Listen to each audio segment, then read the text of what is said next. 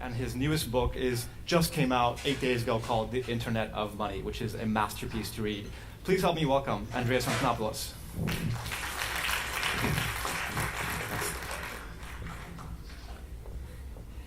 Good morning, everyone. Let's start with a quick poll here. How many of you have used a digital currency like Bitcoin at least once?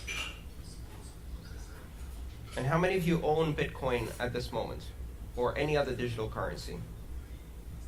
Okay, we can fix that. If you like, later on today, come find me. I would be delighted to demonstrate to you how to set up a Bitcoin wallet on your smartphone. And I will give you your first fraction of a Bitcoin, not a whole Bitcoin, and show you how a transaction works. Because Bitcoin and the digital currency revolution it has started is best demonstrated and experienced than explained. It's actually very difficult to explain Bitcoin. I've spent the last 5 years learning how to explain Bitcoin. That is my full-time job. Unfortunately, the developers keep making new stuff, which I then have to explain all over again. So, for a moment, forget everything you think you know about Bitcoin. Forget everything you've heard about blockchain, and let's start from basics. In 2011, I heard about Bitcoin for the first time.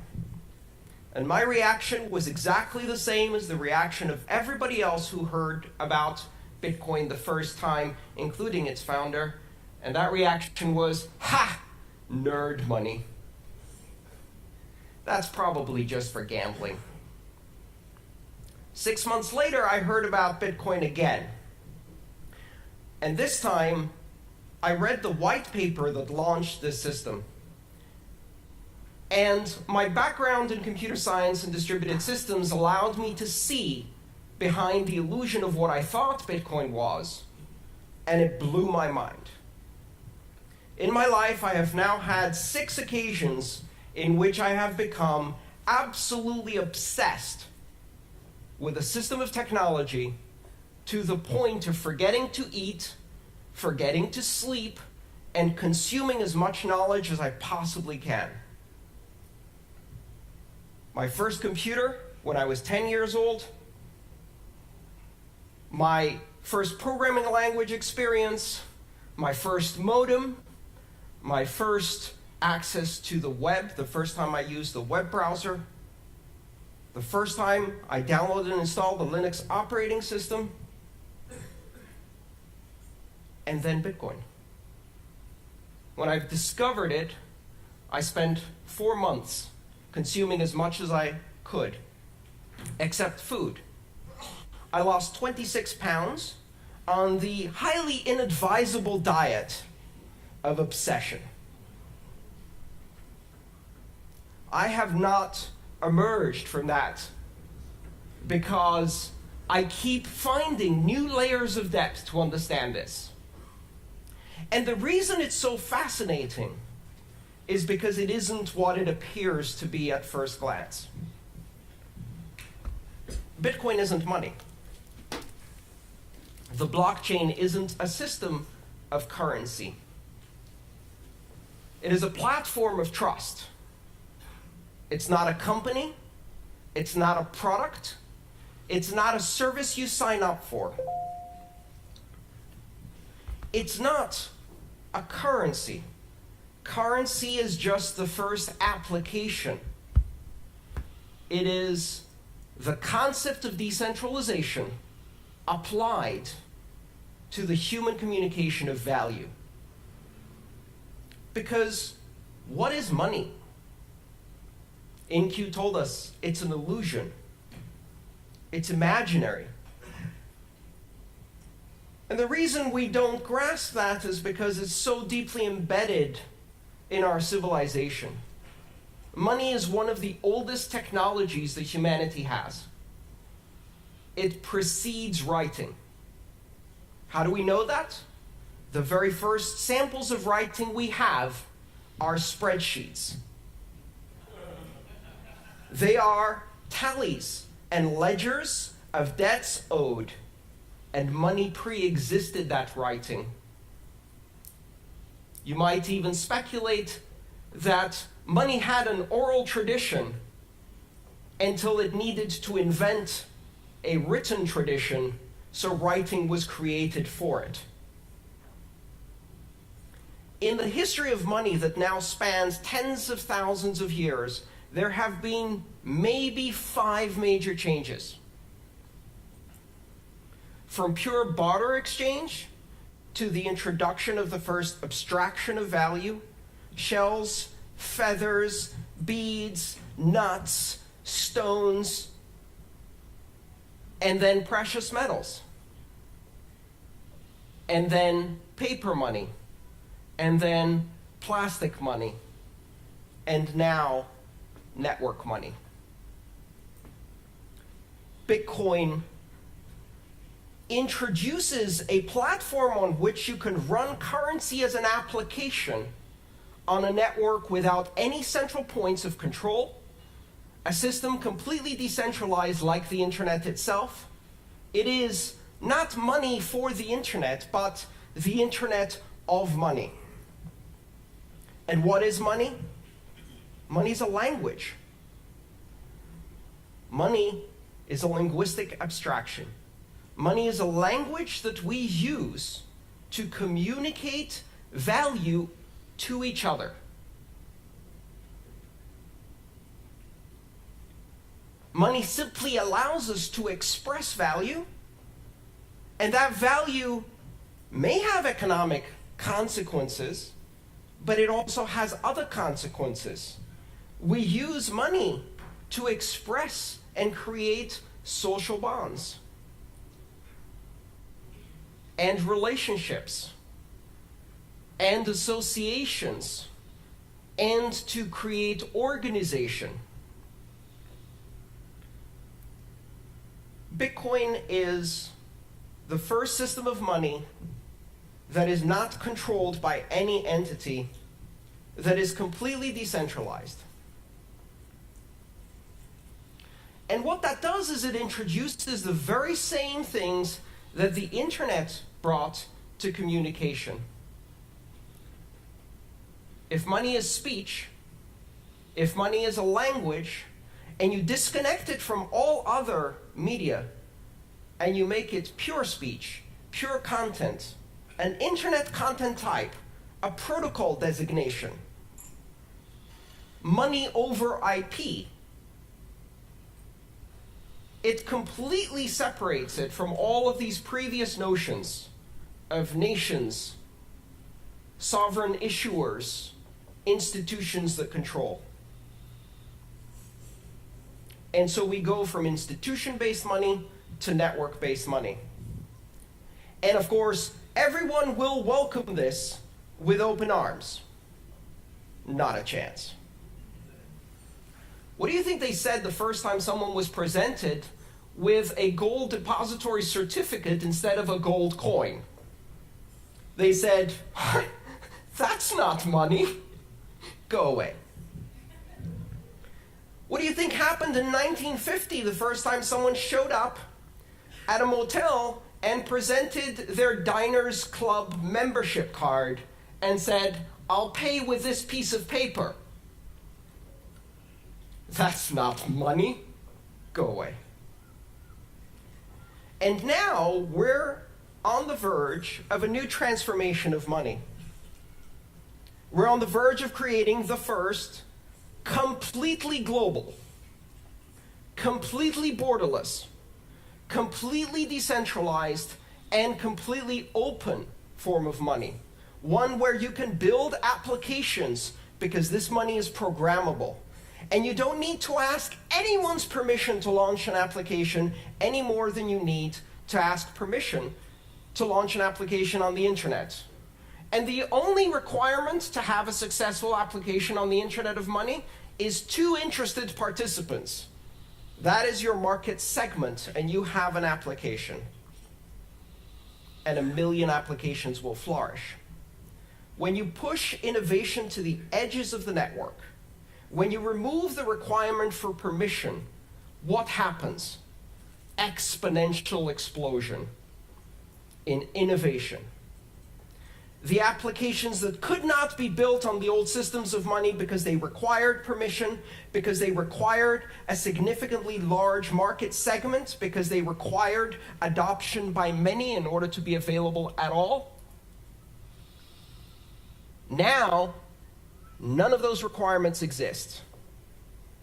Anyone in the world can download an application or use even a feature phone with text messaging and immediately acquire the same powers that institutions of banking have today. And when I say anyone, that's only scratching the surface. Because ironically enough, not only does Bitcoin and blockchain currency not recognize borders, it also does not recognize people. It doesn't matter if you're a person or a refrigerator or a self-driving car. Throughout the history of money, ownership of currency required personhood, either as an individual or as an association of individuals in a corporation. Bitcoin can be owned by machines. Bitcoin can be owned by software agents. Machines can pay each other. And that is not just about economic activity. It's the basis for market-based security systems. It's the basis for creating bonds of authentication between devices. It's the basis of new applications that have never been done before. Bitcoin and blockchain technology unifies the systems of money. Today we have systems of money for small payments, systems of money for large payments. We have systems of money for payments between individuals. We have systems of money for payments between companies. We have systems of money for payments between governments. Does that remind you of something? That's how communication used to be before the internet. We had systems of communication for pictures, systems of communication for letters, systems of communication for short distance and long distance, and the internet came and unified all of those. What the Internet of Money does is it creates a single network which can do a microtransaction to a gigatransaction in seconds, anywhere in the world, for any participant without permission. But if you just look at the application of money, you're missing the point.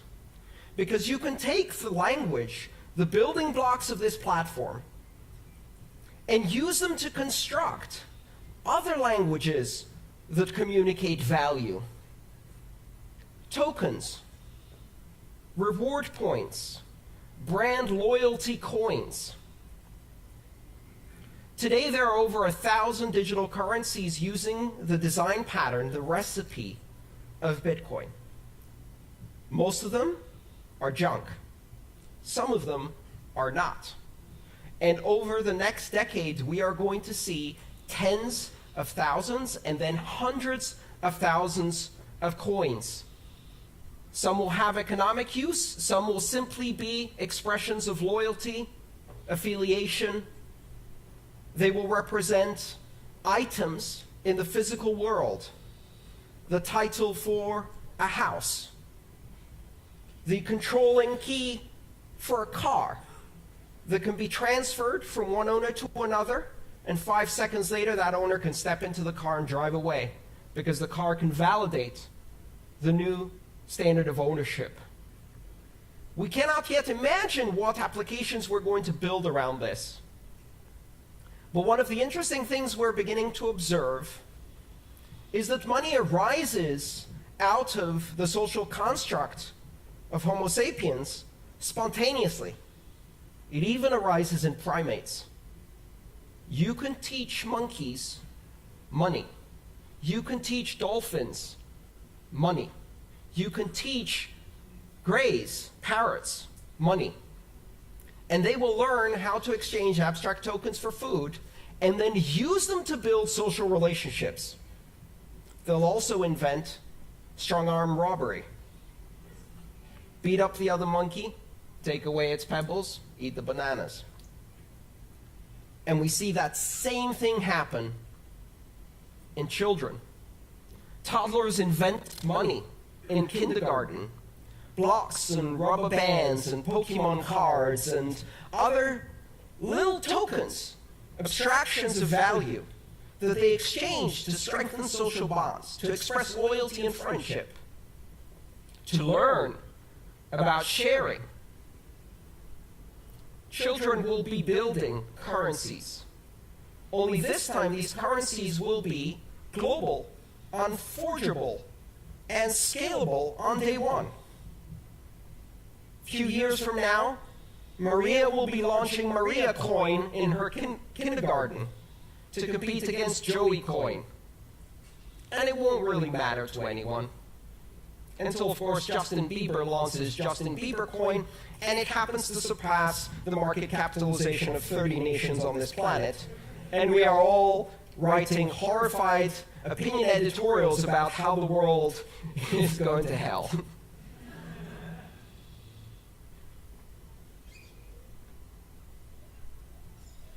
What's happening with this technology is astonishingly deep.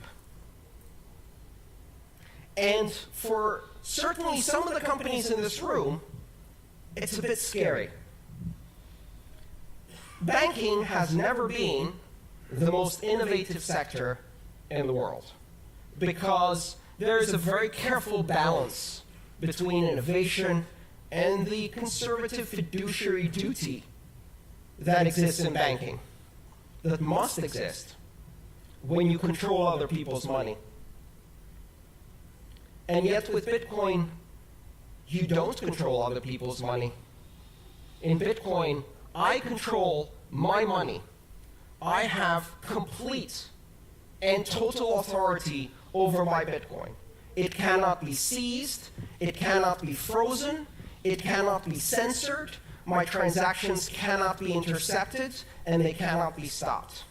And I can do so with almost complete anonymity, and so can anyone 5 minutes after they download an application, and money has changed forever, and banking has changed forever. The idea that you can proceed in the industry of money, in the industries of commerce, and maintain the same conservative attitude that has existed now for centuries, ever since merchants in Venice and Amsterdam started issuing depository certificates and providing banking services. That is gone. That is gone. You cannot operate closed systems that have borders and require permission to join at a rate of innovation that is controlled by the most conservative tendencies within your organization, because now you are competing with a technology that enables exponential growth, exponential innovation at the edges without permission by anyone in the world. And it's not about anyone in this room. Why? We represent the privileged elite. I can go onto a brokerage account, open it up online, and be trading on the Tokyo stock market within 12 hours in yen. That is the privilege that I have. 1.5 billion people have that privilege. 6 billion people can operate mainly in one currency and perhaps have some basic banking services. 4 billion people are significantly underbanked, and an astonishing 2.5 billion people are completely unbanked. They will leapfrog. They will never have a relationship with a bank. Every single child born today will never have a bank account. They will have a bank app. A bank app that doesn't give them an account, a bank app that makes them a banker. an international banker in an app. They will not be permitted to open a bank account until they're 16 years old. By that time, I hope they will have at least 6 or more years of experience with digital currencies. And I would like to watch them walk into a bank branch to have someone explain to them what 3 to 5 business days means. It is highly likely the children born today will never get a driving license because they'll have self-driving cars, but they will also never use paper money. Because by the time they get to an age where they really start using money, there is no paper money. It will seem as anachronistic as a fax machine or horse and buggy seems to us.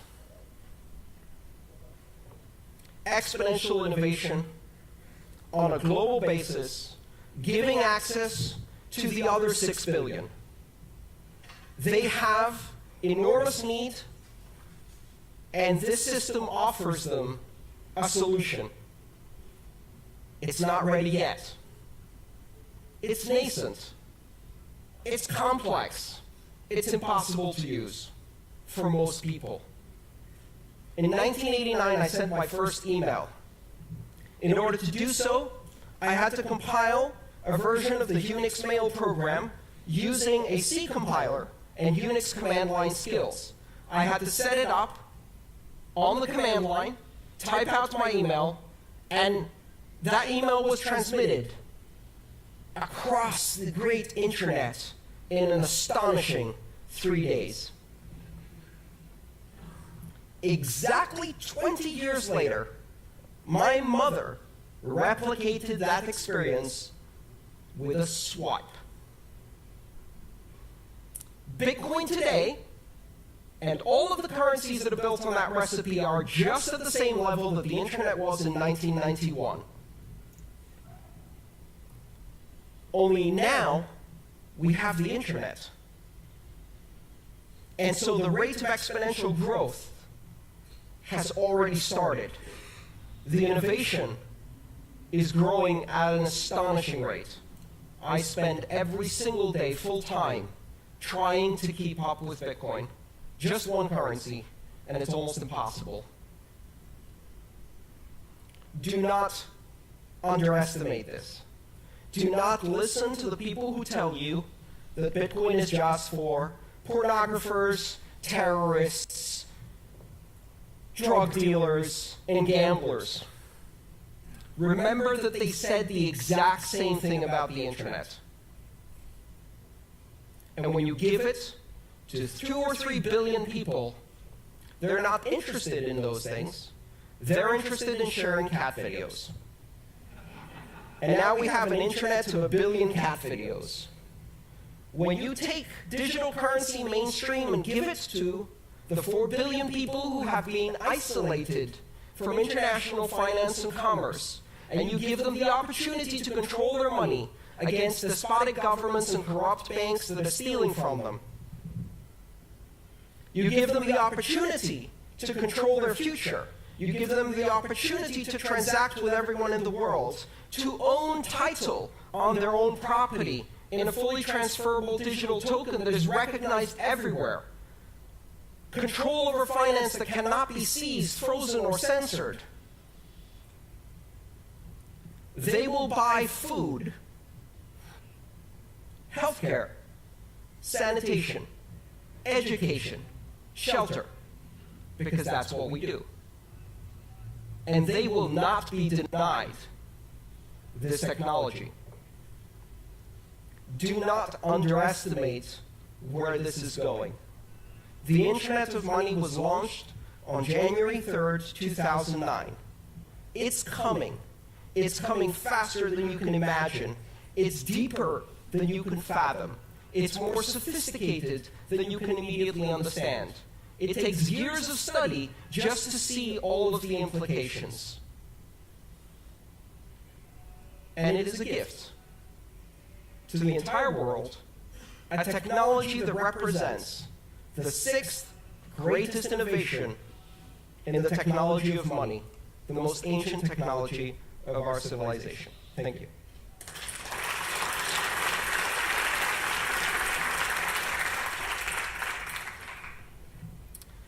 Should we do some questions? We've got plenty of time for questions. Christian.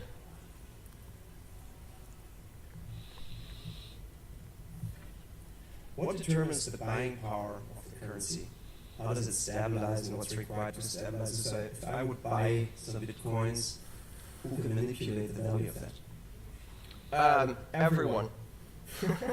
The buying power of Bitcoin is determined in exactly the same way that the buying power of the euro, the British sterling, the Japanese yen, or the US dollar is determined through market forces of supply and demand in international liquid markets that operate around the clock. One of the fundamental differences is that Bitcoin trading never ceases. Has been going continuously for 7 years. The network never stops. Every 10 minutes, Bitcoin's heart beats. And transactions are processed. The exchanges never close. There is no closing price for Bitcoin. It is a rolling average. And in that trading, a market capitalization of approximately $12 billion is now traded internationally. What is $12 billion for a global currency? It's a guppy swimming in shark-infested waters. And every trader, every whale goes in there and just kicks that price around. So right now, the experience of living on Bitcoin, which I have been doing full-time for more than 3 years, is a roller coaster. It's an absolute roller coaster. I've seen shifts of 20 or 30% in a day. And yet, if you look at the long-term trend, volume goes up, transactions go up, and volatility keeps dropping. And the beauty of it is, I can't sell that to an American. I can't sell that to a Brit. I don't need to sell it to an Argentinian. I don't need to sell it to a Brazilian. I don't need to sell it to a Venezuelan. I went to a conference and an Argentinian told me, I'm not worried about volatility. Our currency has volatility like this. Bitcoin has volatility like this. I'd rather be going in that direction. And you don't need to tell them why. Their government threw people out of airplanes not more than 35 years ago for disagreeing. They already know why the separation of state and money is a good idea. And so, volatility is relative.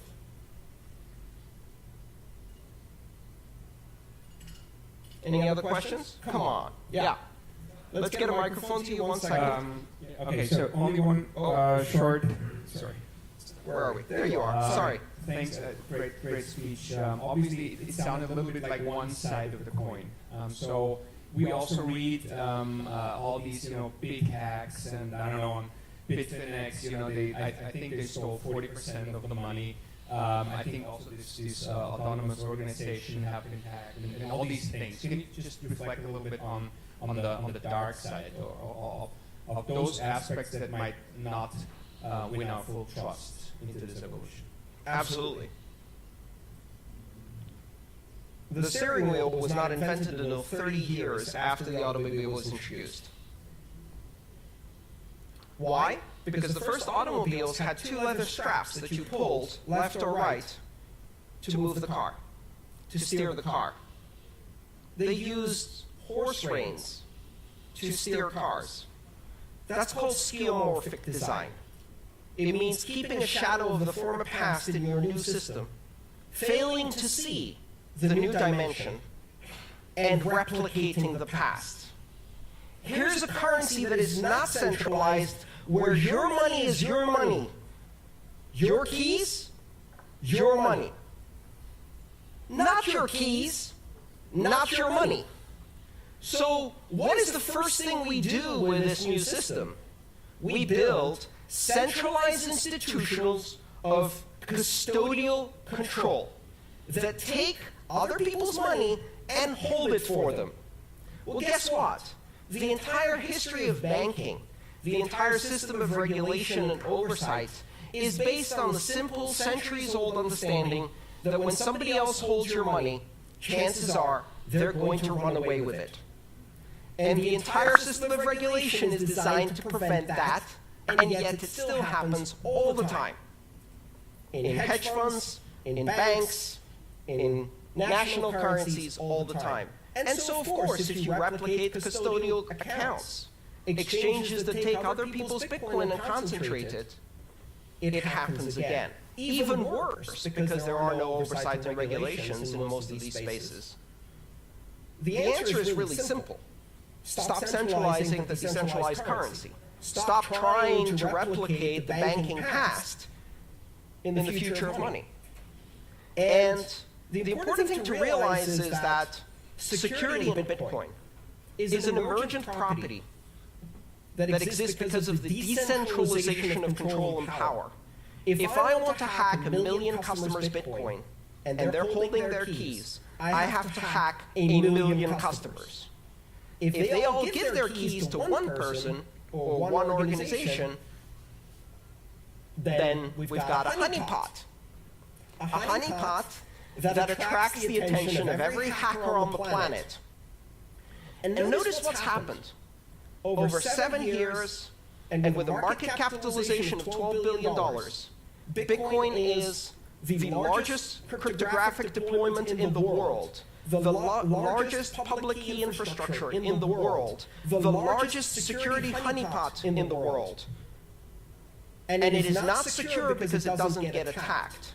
It is secure because it generates immunity by being attacked all the time, 24 hours a day by the most sophisticated attackers this planet has.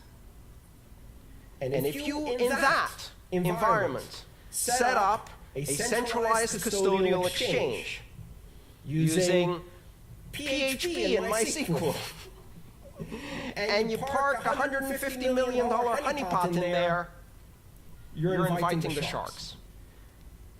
Bitcoin banks get hacked. Bitcoin exchanges get hacked. Bitcoin has not been hacked and cannot be hacked because there is no point of control that you can apply pressure on. It's completely decentralized. All right, maybe one more question? Yes. Where does the supply of Bitcoin come from? And how are you sure the market doesn't get oversupplied? The supply of Bitcoin is determined algorithmically based on a geometrically declining supply function, meaning that in the beginning, every 10 minutes, 50 new Bitcoin are created. So every block, the heartbeat, 10 minutes, created 50 new Bitcoin. This Bitcoin is used as a reward in a game theory-based security model that ensures that every transaction is independently validated by completely anonymous actors who have to stake electricity as a guarantee of the security work they've done. And if they succeed in doing the security work of validating transactions correctly, they earn as a reward, based on a probabilistic return, that reward, 50 Bitcoin every 10 minutes. That's how currency is introduced into the economy. Every 4 years, it gets cut in half, 50 to 25 in November of 2012. And this year, in July, this past July, we had our second halving event, which was celebrated with birthday parties all over the world. And Bitcoin's reward went from 25 to 12.5 Bitcoin. As a system, it's designed to have a monetary policy that is purposely deflationary and simulates the issuance of precious metals. It gets harder and harder and harder to mine gold at greater and greater and greater cost. And Bitcoin is the same. The idea being that less and less is issued over time. If you follow that geometric curve, at some point you reach the end. In the year 2141, Bitcoin is no longer issued. 21 million coins is the asymptotic cap. It will never reach 21 million coins. That is part of the protocol. It is an unchangeable part of the protocol, and it is a rule enforced by every system that participates in the Bitcoin network. It is meant to be sound money, but it's not the only monetary policy that exists. There are several other currencies that implement different monetary policies. The idea is really for Bitcoin to serve as a very, very solid reserve currency for many other things. Please. You have to give to companies here who are from non-financial institutions about how they should take tactical steps to think about experimenting with the blockchain in terms of storing value. I think understanding that it's not just currency, understanding that it is a platform for trust, understanding that it can be used as a historical record of truth that can register information, that it can be used to create all kinds of tokens that can be exchanged between your customers, your suppliers, your manufacturers. That it can also be used simply as a currency for any cross-border transactions, import-export activities, remittances-based flows, paying associates and affiliates, all of the things that today are expensive, slow, and difficult become cheap, fast, and easy when you use one of these digital currencies, but it's still early. For now, learning about it. Here's the one important thing you must understand. You will hear a lot about blockchain. And most of what you hear about blockchain is not the internet of money. It is the intranet of money. The intranet is where you run front page and Outlook and antiquated software in a closed little enclave of your corporate backwaters with stale content and boring apps. And in the end, it's full of viruses anyway because you can't keep it secure. Blockchain that is not open, that is not public, that is not borderless, that is not open for innovation is not what we're talking about here. And that's a really important distinction. It may be useful if you want to run a clearinghouse between three banks, maybe. But it's not the internet of money. Thank you. By the way,